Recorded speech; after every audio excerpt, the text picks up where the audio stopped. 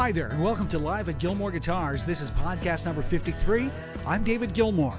In the shop today from Hamilton, Ontario, Sarah Beatty and Peter Horvat. You're just a boomerang kid. Oh, what you gonna be now that you're all grown up with your letters, your degree? You're indebted to the bank. You're indebted to your folks. You're indebted to the government. That's a lot. Holy smokes. So you went to university. You went to every class. You tried to make the honors list. It's no honor just to pass. We even lived on Osaka. Tried to get a part-time job. Now that you're all graduated, you feel like sometimes you've been robbed. You're just a boomerang kid. Ooh, what you gonna be now that you're all grown up with your letters, your degree? You're indebted to the bank. You're indebted to your folks. You're indebted to the government. That's a lot. Holy smokes. So you go into the workforce with a polished resume, but the only folks who talk to you were the ones at Swiss Chalet. And your parents can't retire, they're not having any fun. Yeah, those stupid subprime mortgages screwed up things for everyone. You're just a boomerang kid. Ooh, what you gonna be now that you're all grown up with your letters, your degree? You're indebted to the bank. You're indebted to your folks. You're indebted to the government. That's a lot. Holy smokes.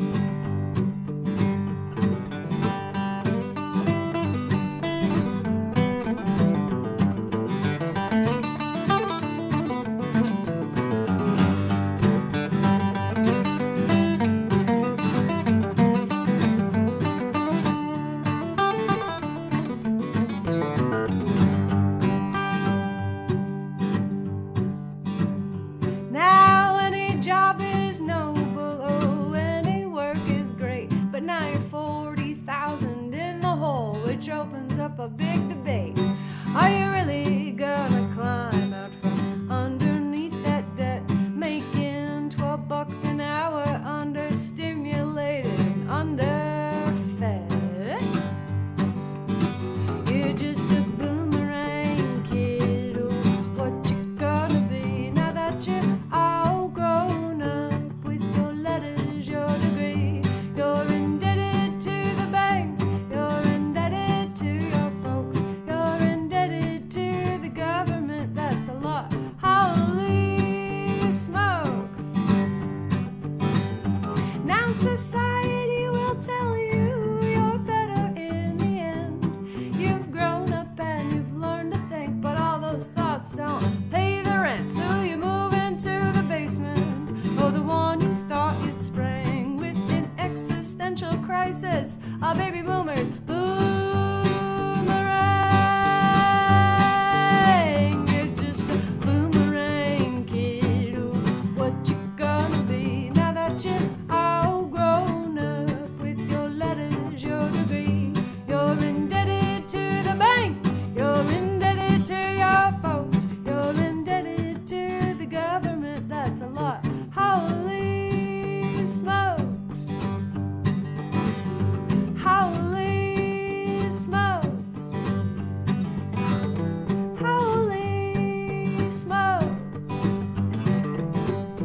Holy smokes. Live at Gilmore Guitars, podcast number 53. Holy smokes. Holy smokes. We've got Sarah Beatty and Peter Horvat here at the shop today. Thanks for coming by, guys. Thanks for having us, That's David. awesome. Great to see You're you. a long ways away from home. Hamilton, Ontario is home for you. Yes, it is. These days. Yes, it is. And you've spent some time on both sides of the border. I have. An American mother and a Canadian dad. Yep. So how did that all work out being a kid? Well, it was adventurous. I grew up in Northern Ontario, was one of my hometowns in Parry Sound. And another one of my hometowns was Rochester, New York. And it kind of created this, sort of dual-natured, I think, part of my personhood in terms of being in, if anybody's been to Northern Ontario, well, even Canada, just wide nature, expansive, close to the water, and rocks and trees, and very spiritual kind of place to grow up in. And on the American side, I grew up in a really wonderful city that had really wonderful arts programming in the high school that I went to. So it very much was instrumental in the shaping of my music education and the sort of like fabric of growing up around arts and culture. I was going to suggest that possibly, both of those dichotomous environments informed your songwriting. Absolutely. Your whole sort of artistic endeavor. Absolutely. Yeah. It's kind of, I think everybody in some capacity is kind of doing that in some way, in terms of like going on vacations and, you live in a city and you go to the cottage on the weekend, things like that. Mine was just a little bit more distributed between, my parents. So you're making Hamilton home now? Hamilton's home. And it's funny because there's a T-shirt that says Hamilton is home. I've been there since 2009, so just a little over 7 years. And I moved there to go to school, and have fallen in love with that city and the people in it. And I've noticed in your bio, there's a list of names of people that you've worked with, and some of these people are pretty prominent in the Hamilton scene, like Bob Deutsch. Yeah, absolutely. If I'm not mistaken, that's Grant Avenue Studios. That's right? Grant Avenue Studios, and he's been operating there. And he started out with the Lanois brothers. Yeah. They've been making music and working with artists for a really long time and doing really, really great work and just supporting people coming in and capturing, the sounds and the songs that are in the hearts and minds of people coming through this city that for a lot of folks, they're just driving past on the highway on their way to someplace else, but Hamilton's definitely becoming more of a destination. There's been a very significant migration of people from Toronto, or Toronto, as we say in Ontario. Toronto. Yeah. Into Hamilton because it's it kind of had that post-industrial thing where it was really affordable and hospitable for people who have low incomes, like artists, and students. All right, let's get another song in, Sarah. Okay. All right, this is podcast number 53. We've got Sarah Beatty and Peter Horvath. Okay, this song is called Wild Rose.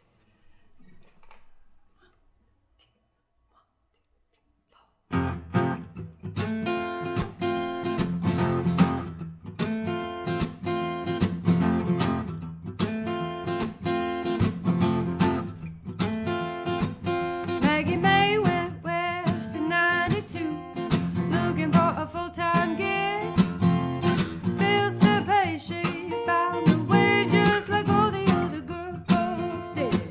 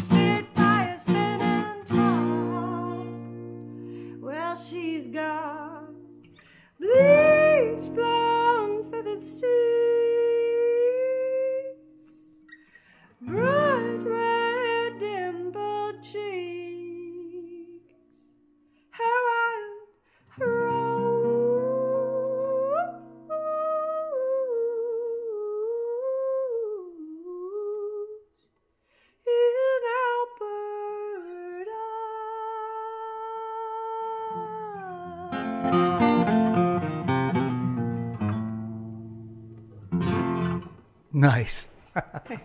It's podcast number 53, live at Gilmore Guitars with Sarah Beatty and Peter Horvat.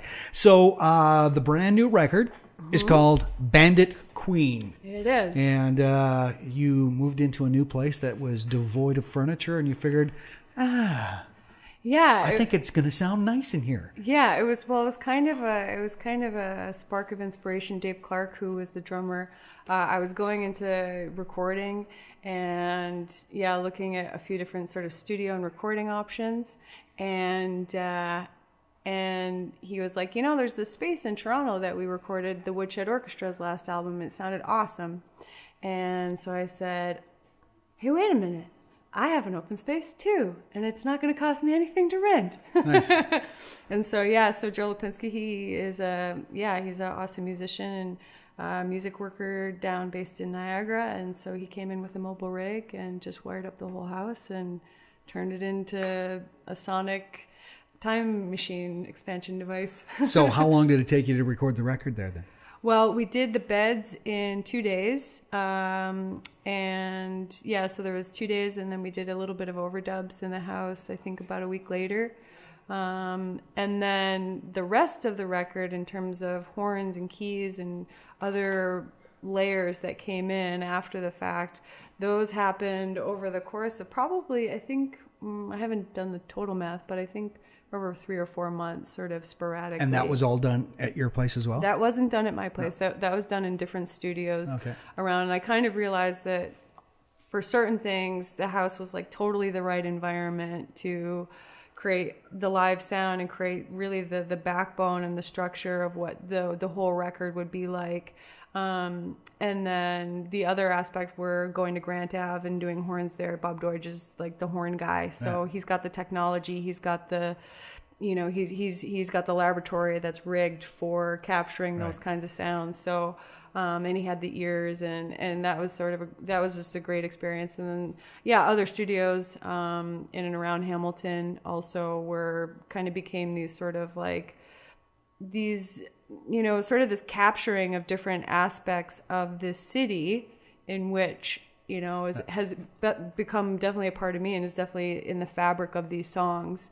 So it kind of became this creative symbiosis thing where it made. So did you have it all written before you started, or was it kind of obviously you had to have most of it written if you tracked everything in 2 days? Yeah, the songs were all written beforehand. That was known. What wasn't known was, because I would produce the record, what wasn't known was sort of the overall production vision.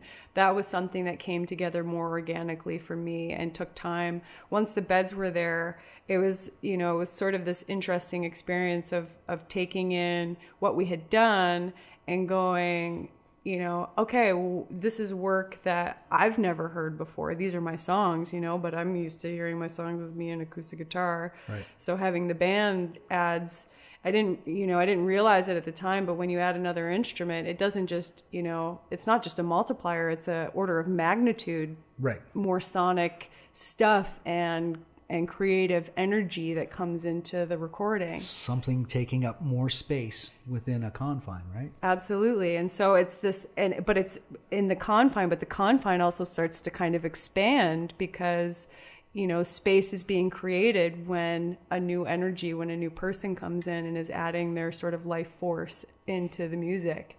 And so that was just a wild thing to experience and to be sort of like trying to hold the reins of at the same time, while you just kind of want to let them go and watch it run and see where it takes you. So you are kind of a two-brained kind of person. You've got a right brain and a left brain because you have a degree from McMaster University in science. And that's got to be a completely different way of thinking about things than being a producer and a songwriter. And how do you bring those two different parts of your brain together to do that? Well, I feel like both practices inform the other. Some things that I have learned in doing science, the act of science, being a science practitioner, has definitely brought me into how to exercise certain creative muscles and how to take some of this wild creative stuff that is, floating around in an artistic capacity and make it exist in reality, and also make it transferable to kind of somebody else. That is a different sort of, I find that that's a different process than just the idea generation or the creativity generation part of it. I'm sure you experienced that on in your workshop with the guitars. There's this integration of where science and art, when science and art first started existing, they were very integrated, and over time we've pulled them apart for different reasons. Right. And and they are different, but I tend to look at them as different languages, more than I look at them as sort of like, and somebody who speaks English can also speak Italian, right, or can speak German, and as Peter speaks German and English, and it's that thing of each language expresses things differently about the world that we live in. And science, I think of as a language, and music is also. I'm guessing that really one can't exist without the other anyway. Yeah, science needs inspiration. It's about new ideas, and songs and art are about new ideas. It's about accessing new parts of our human beingness. All right, let's get some more human beingness in here. Let's get another song in. It's podcast number 53 with Sarah Beatty and Peter Harvat. This is called Bandit Queen. You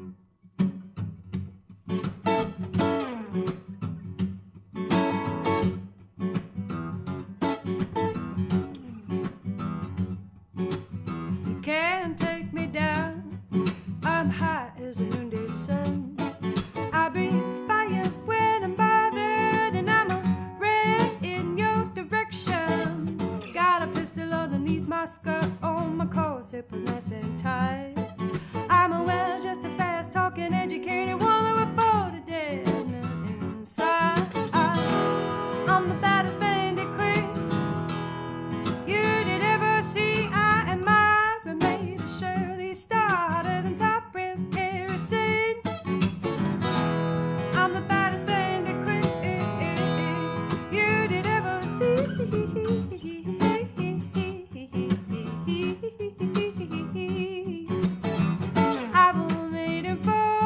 Soft whiskers on my chin. I tan your fingertips to blisters. Prairie firearms beneath my skin. Well, I'm smarter than the police. Yeah, I'm clever as a fox. Got a brain between these legs of mine, sharp and sweet as apricot. I'm the baddest bandit queen you did ever see. I am Myra, made of Shirley, starter. I'm the baddest bandit queen you did ever see.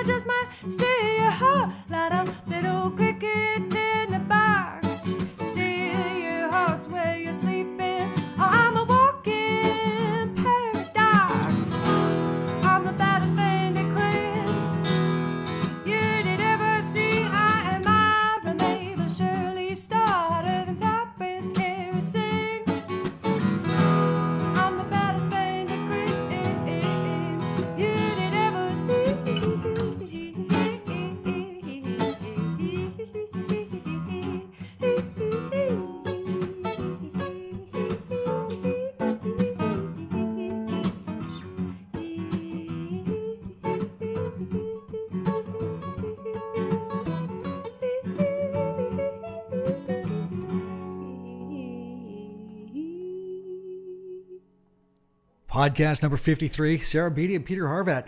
Thanks for coming by to the Gilmore Guitars shop. You guys are out here on the tour. It's the CD release for Bandit Queen. Mm-hmm. And let's get Peter in on this. Introduce Peter and Pete. Where are you from, Peter? Vienna, Austria. Excellent. It's a wonderful accent. and you're an amazing guitar player as well. So how did the two of you two meet, and how did you end up crossing Canada with Sarah Beatty? We met in Vienna at a club. I was playing there. Sarah was playing there.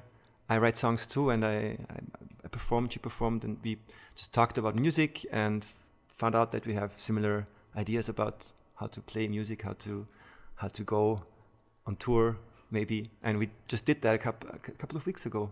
We went on a small German mini tour thing. Yeah, in the winter. Yeah, in the winter, In the exactly. winter. And first gig was in the spring already, a year ago. And then in the winter, Germany and Austria tour, and then now we're doing the Canadian tour, and in winter there's Europe again. And how do you feel about our country as you're driving across it now? It's huge. That's the. I mean, it's like driving. Yeah, it's like you can drive for 3 hours and nothing really changes. That's interesting. Yeah. In Europe, if you drive 3 hours, you're in a completely different landscape, social environment. Everything is different. Yeah.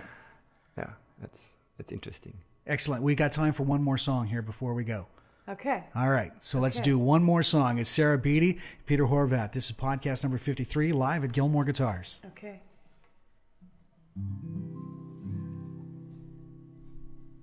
Let's do Prehistoric Sludge.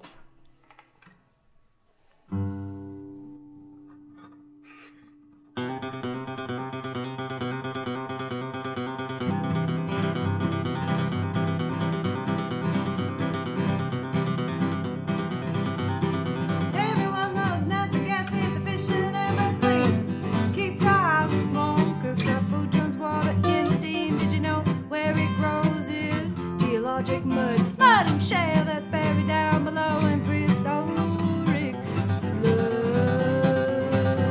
See, prehistoric animals needed water to survive. Like people, this thing doesn't change, it's a natural part of life. And when they die, they'd settle into an old familiar place. All those prehistoric animals would accumulate in lakes. And year by year, over lots of years, geologic skills of time.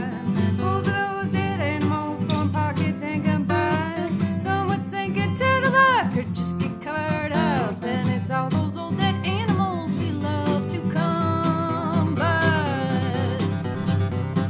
Everyone loves natural gas, it's efficient and burns clean. Clean, keeps our eyes warm, cooks our food, turns water into steam. Did you know where it grows is geologic mud and shale that's buried down below in prehistoric sludge.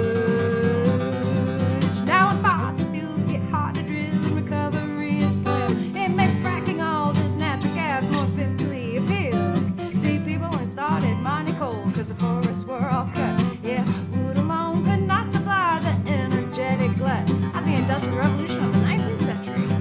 See, natural gas is just like that because pockets don't connect. It's messy underneath the ground, and what we see is indirect. In the past we didn't frack too much, but that has all been changed. The government's gone crazy, one might say direct. Everyone loves natural gas, it's efficient and burns clean. Clean, keeps our eyes warm, cooks our food, turns water into steam. Did you know where it grows is geologic mud and shale that's buried down below in prehistoric sludge. Yeah, the land is ours, it's everyone's, not Suncor's or on bridge. Yeah, we lease the rights and the miners come and they drill and frack and dig. Problem is there's not enough restriction on that mess, yeah, that's left behind and happens while investors all invest. Now this all might seem messy cause it really truly is. Yeah, we've got cleaner forms of energy and this is a big old thing to fix. See, the more we use this natural gas, well, the more we're gonna frack. Yeah, the choice is ours collectively to take the land right back. Everyone loves natural gas, it's efficient and burns clean. Clean!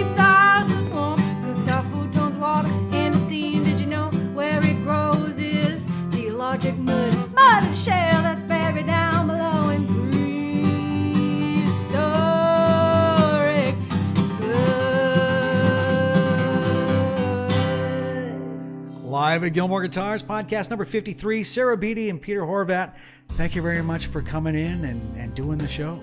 Thanks for having us and for letting us play these awesome guitars. Thanks, the guitars are really great. Beautiful. Well, thank you very much.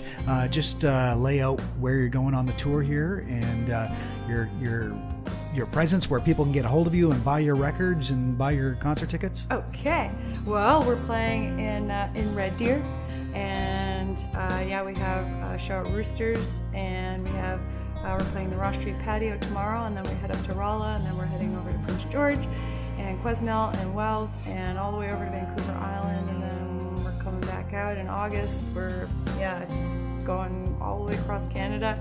And so people can go to www.sarahbeatty.ca for show information and details, and find out where we're at, or I have a mailing list too, so people are curious. And Facebook, Twitter, Instagram, all that stuff. Although social media is kind of a pain. I am feeling that pain, yes. It's kind of a thing where it sucks too much of my time, so I try to stay away from it because it's addictive substance. There is that dopamine when you pick up that thing, right? You're a scientist, you get that. Yeah. All right, that's Live at Gilmore Guitars, podcast number 53. It's in the can.